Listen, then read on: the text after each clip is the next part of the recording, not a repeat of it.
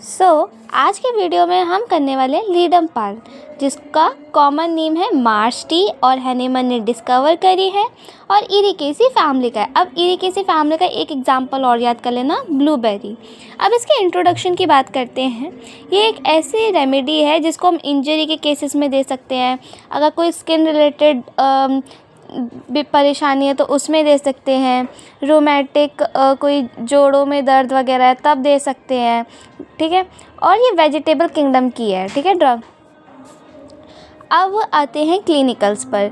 तो इसमें जो पेशेंट है वो या तो अस्थमा से जूझ रहा होगा या फिर उसको ब्रूसेस लेकर आ जाएगा। ब्रूसेस एक स्कार टाइप हो जाते हैं, कोई इंजरी सी हो जाती है तो, या इंजरी लेकर आ जाएगा, गॉट लेके आ जाएगा, स्किन अफेक्शन लेके आ जाएगा और रोमेटिज़म लेके आ जाएगा। रोमेटिज़म मतलब जोड़ों के दर्द, ठीक है। अब इसके स्फीयर ऑफ एक्शन पे बात करते हैं कि ये जो रेमेडी है वो कहाँ जाके एक्ट करती है। तो स्किन, अब वही स्किन अफेक्शन लेके आए तो स्किन पे अफेक्ट करेगी। जितनी भी सीरस और म्यूकस मेम्ब्रेन है उन पर भी एक्ट करेगी और ये फिब्रस टिश्यूज़ पर भी एक्ट करती है और सर्कुलेटरी सिस्टम पर, ठीक है। अब इसके पैथोजेनेसिस पर आते हैं। पैथोजेनेसिस पे क्या करती है ना कि जो भी सर्कुलेशन हो रहा है, हमारी कैपिलरीज जो भी सर्कुलेशन करवा रही हैं तो वो कम कर देगा इसका एक्शन, ठीक है। और इसमें है ना जो बॉडी के सरफेस होते हैं वो उनमें कोल्डनेस रहती है, ठीक है। जो पेशेंट है वो ये कहेगा कि वो हमेशा ठंडा रहता है, ओके। ये इसमें बात थी। अब आते हैं इसके कॉन्स्टिट्यूशन पर। कॉन्स्टिट्यूशन में इसे पेशेंट काफ़ी चिल्ली होगा, वही एकदम ठंडा होगा और मियाज़म इसका सोरा और सिफिलिस आ जाएगा और डायथिसिस रूमेटिक होगा, ठीक है। अब आते हैं गाइडिंग सिम्टम पर। इसके गाइडिंग सिम्टम क्या है कि वही पहला कि patient all the time cold होगा और इसके अंदर एनिमल हीट तो होगी ही नहीं, बहुत कम ही होगी, मतलब गर्म कम होगा। अब जब हम नॉर्मली पेशेंट को छुएंगे तब वो ठंडा होगा, बट इंटरनली ऐसा नहीं है कि इंटरनली भी वो अंदर से ठंडा ही होगा, नहीं। अंदर से जो टेम्परेचर उसका सही होगा, ठीक है। वो नॉट कोल्ड होगा, सब्जेक्टिवली अंदर से नहीं होगा, ठीक है। अब इसको रिलीफ, अब देखो कोल्ड है पर्सन पर उसको रिलीफ भी कोल्ड से ही मिलेगा। ऐसा नहीं है कि उसको अगर वो ठंडा है तो उसको गर्म से रिलीफ मिलेगा, नहीं। वो ठंडा है छूने में भी और उसको रिलीफ भी अगर जब वो कोल्ड चीज़ों का यूज़ करेगा, ठंडी चीज़ों का, तभी उसको आराम मिलेगा। और इसमें ना जॉइंट्स में स्टिफनेस हो जाती है, ठीक है। अच्छा, जब मैंने यहाँ पे बताया कि कोल्ड एप्लीकेशन से रिलीफ मिलेगा तो ऐसा हो सकता है कि जैसे अगर उसको पैरों में कोई दर्द है, ठीक है, तो वो क्या करेगा, ठंडे पानी में ही अपने पैर डालेगा तो उसको आराम मिल जाएगा। अब आते हैं जो पेन है ना वो कैसा होता है कि वो असेंडिंग होता है, नीचे से ऊपर की तरफ जाता है, ठीक है। यानी कि तुम्हारे फिट से नीज़ की तरफ जाएगा और उनमें स्वेलिंग भी हो जाएगी और जो तुम्हारा टो है पैर का उसमें भी स्वेलिंग देखने को मिल जाएगी, ठीक है। फिर आते हैं इसमें जो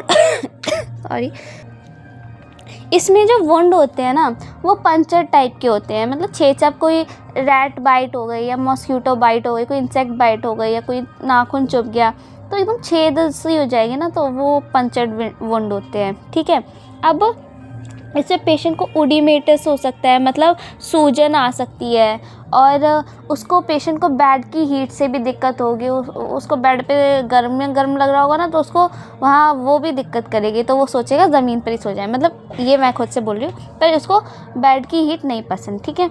और क्या होगा कि स्वेलिंग हो जाएगी, वो पेल हो जाएगा, ठीक है। और इसमें इरप्शंस भी उसको देखने को मिलेंगी, इरप्शन जैसे कि कोई फोड़े फुंसी हो गए, ऐसा कुछ। और फिर उसको है ना जो भी पार्ट उसका जो सफ़र किया है, जैसे अगर कोई चोट लग गई, ठीक है, तो उससे नर्व भी अफेक्ट हो गई, ठीक है। नर्व अफेक्ट हो गई तो जो जिस पार्ट की वो अफेक्ट हुई है ना उसमें क्या आ जाएगा, वो कमज़ोर होती जाएंगी, उसमें इमैशिएशन हो जाएगा। इमैशिएशन मतलब एक्सट्रीमली दुबलापन, ठीक है, वो पार्ट और भी ज़्यादा कमज़ोर होता जाएगा। अब इसके पर्टिकुलर्स पर आते हैं। पर्टिकुलर में पहला हम आइज़ पढ़ेंगे। आइज़ में क्या होता है कि अगर किसी पेशेंट ने अपना आइरिस रिमूव कराया है, इरेक्टेक्टोमी मतलब रिमूवल ऑफ आइरिस, तो उस कंडीशन में हमें हेमरेज देखने को मिलेगा। और क्या होगा कि और क्या होगा कि हमें आईलिड्स का एकाइमोसिस और कंफ्यूजन देखने को मिल सकता है। यानी कि एकाइमोसिस मतलब डिस्कलरेशन हो जाएगा, उसका कलर भी चेंज हो जाएगा, ठीक है। और कंफ्यूजन मतलब जो भी उसके आसपास की इंटरनल कैपिलरीज है ना, वो भी डैमेज हो जाएंगी। तो कुल मिला के यहाँ पे ब्लड भी अच्छे से सप्लाई नहीं हो पाएगा, ठीक है। इसी वजह से कलर भी चेंज हो रहा है। आइज़ में इतना ही है। फिर फेस में आते हैं। फेस पे क्या होगा कि फोरहेड पर और चीक्स पर ना रेड पिंपल होंगे। ये हमें ब्रांडी ड्रिंकर्स में देखने को मिल सकते हैं। और जो फेस होगा ऐसे चुभन टाइप हो गया, अगर तुम छुओगे ना तो चुभन सा तुम्हें फील होगा। अब इंजरी का मैंने बता दिया कि पंक्चर्ड, वही पॉइंटेड चीज़ों से हो सकती है, रैट बाइट से हो सकती है, मॉस्किटो बाइट से, इंसेक्ट बाइट से, इन सब से हो सकती है, ठीक है। और जब भी इंजरी हो जाएगी तो उसका डिस्कलरेशन हो जाएगा। पहले ब्लैक होगा, ब्लू होगा, फिर जब और अगर टाइम बढ़ जाएगा तो वो ग्रीनिश अपीयरेंस हो जाएगी, ऐसा, ठीक है। अब इसकी एक्सट्रीमिटीज़ पे बात करते हैं। इसकी एक्सट्रीमिटीज़ पर क्या है कि इसमें असेंडिंग पेन होगा, वही नीचे से ऊपर की तरफ, फीट से नीज की तरफ। और इसमें एस्थेनिक कंडीशन हमें देखने को मिलेगी बाय अब्यूज़ ऑफ कॉलकाइकम, ठीक है।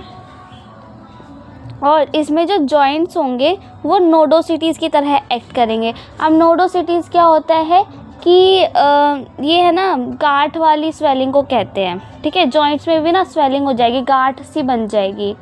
अब इसमें हमें गाउट स्टोन्स भी देखने को मिल सकते हैं कि यूरिक एसिड के क्रिस्टल्स हैं वो इकट्ठा हो गए, एक्यूमुलेट हो गए, उन्होंने स्टोन बना दी, ठीक है। तो पेशेंट इस तरह से भी लेकर आ सकता है। और काफ़ी ये स्टोन पेनफुल भी हो सकती है और एक्यूट टाइम का हो सकता है, या क्रोनिक डिसीज़ भी हो सकती है ना।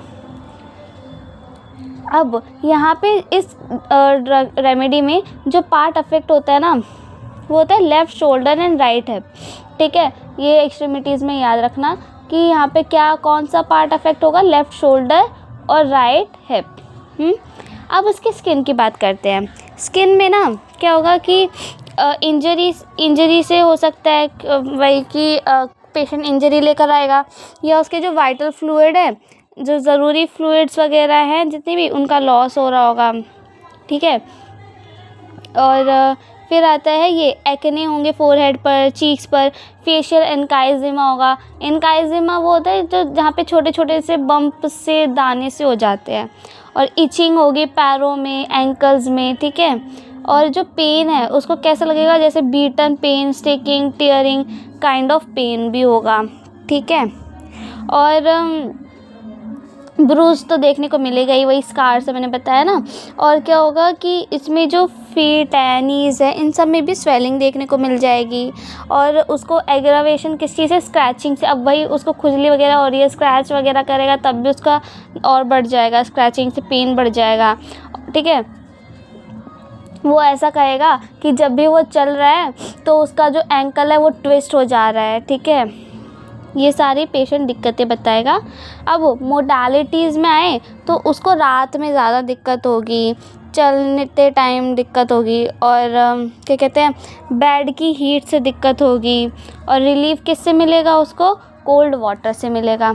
और अगर हम एक तरह से जनरल इस रेमेडी का मोडालिटीज़ देखें तो वही एग्रावेशन किससे, बेड की हीट से, टच करने से और मोशन से। और आराम किससे मिलेगा, फ्रॉम कोल्ड, और पैरों को आइस वाटर में डालने से, ठीक है। बस इतना ही है। That's all with this video. Thank you.